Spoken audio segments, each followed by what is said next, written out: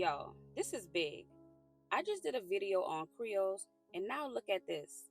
History in real time.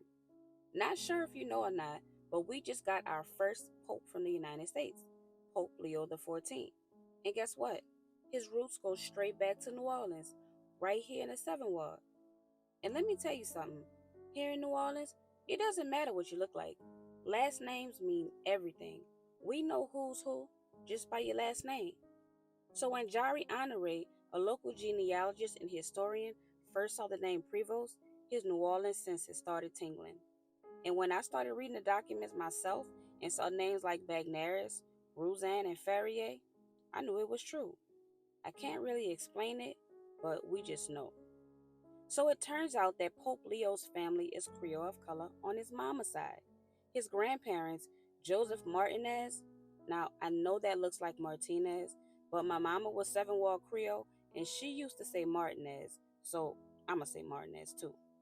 And speaking of that last name, I wonder if this family has any relation to Miss Mildred Martinez, who founded the Martinez Nursery, which was a pillar in the Creole community and coincidentally literally blocks away from where Pope Leo's grandparents live. But back to the story. Joseph Martinez and Louise Baquet got married at Our Lady of the Sacred Heart on Annette Street in 1887. By 1900, they were living at 1933 Prier Street in the Seven Ward.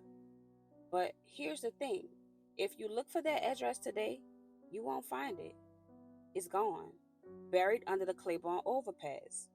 When they built the I-10, they tore right through the heart of the thriving black community.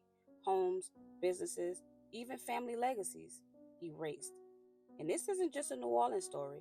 Communities across America have been displaced the same way.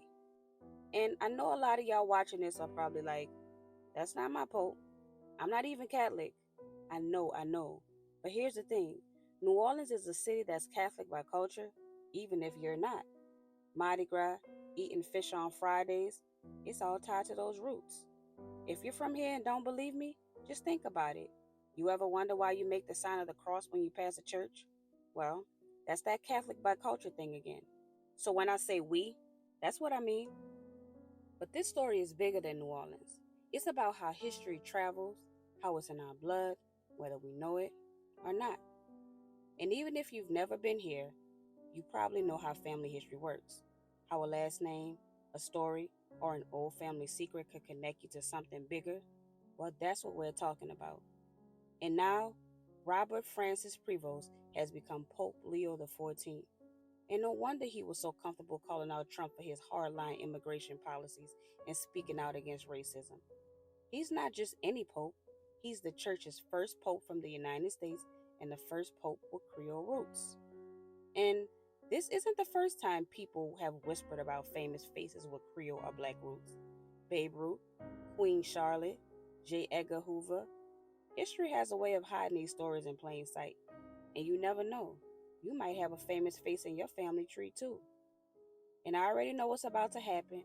Everybody in New Orleans is going to be claiming the Pope as their cousin. Oh, you know I'm related to the Pope. That's my cousin, for real. And you know what? It might be true. You know how we do. But for everyone else watching, it's a reminder that history is always closer than you think.